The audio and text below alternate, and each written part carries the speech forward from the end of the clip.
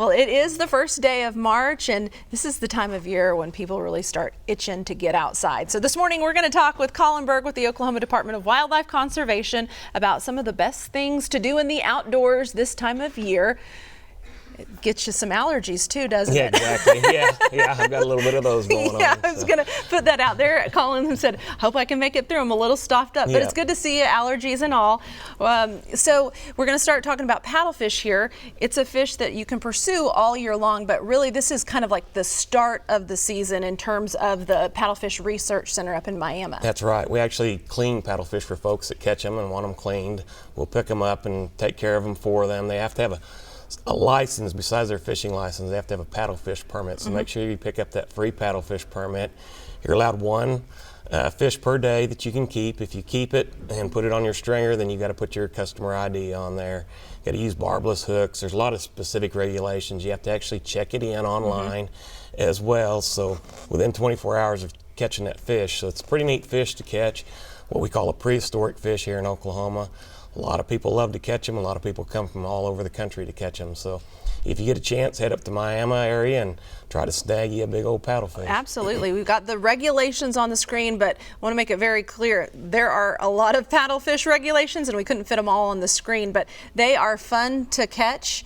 You don't have to keep one. You can release and keep on fishing throughout the day, but definitely awesome fishing. But other places around the state have paddlefish where you just can't utilize the research center. That's right. You can catch them a lot of different places across right here in the Tulsa area below Keystone Dams, where a lot of people catch a lot of paddlefish as well. But if you catch them up there, you can actually get the fish taken care of and cleaned.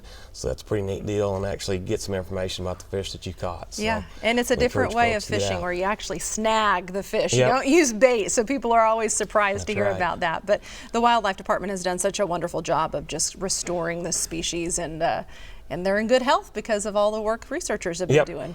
Well, let's talk now about sand bass. They're going to start making their spawning run soon. I know sand bass, white bass, one and the same, right? That's right. That's the same fish. It's very fun to catch this time of year, especially when we get some rains here. They'll start running up the creeks and rivers for spawning, and you can catch a bunch of them. So it's a lot of fun to get out, take your kids out when the weather's nice, and enjoy the time on the stream as well as in the creeks and rivers, and just catch a few of these fish. Take some of them home. Some lakes have certain regulations that might limit the number that you can keep if they have hybrids in them, but most places you can actually keep as many as you want. So that depends on how many you want to clean. And they are fighting fish. So they're really fun to catch. They are, and you can do it wading like those guys were or from the boat. Okay, so I've got some pictures that were featured in last year's Reader's Photography Showcase in the Outdoor Oklahoma magazine. We're going to show those for our viewers, but you're looking for more pictures to feature for 2023. That's right. You had until the middle of April to submit your photos. You can go to our website, wildlifedepartment.com. Click on Reader's Showcase, and you can submit photos and get your picture potentially published in our Outdoor Oklahoma magazine. We got a lot of great photos that get submitted every year. Yeah, well, you're talking, so you've got coyotes. I saw some sunset pictures. I saw some hunting pictures. If you take a great photo in the wild, like that one. There you go. Stay away from that raccoon, right? That's right. Yeah, you guys are just looking for all sorts of different options. Yep, beautiful photos that folks are getting now, and just send them in. We'd love to see what you got. Okay, when you can do that at OK Wildlife Department. Nope, it's just Wildlife Department. Yeah, that's wildlifedepartment.com. You guys are lucky to have that. There you go. All right, thank you, Colin. Hopefully you're feeling better next time you're on in 1 month.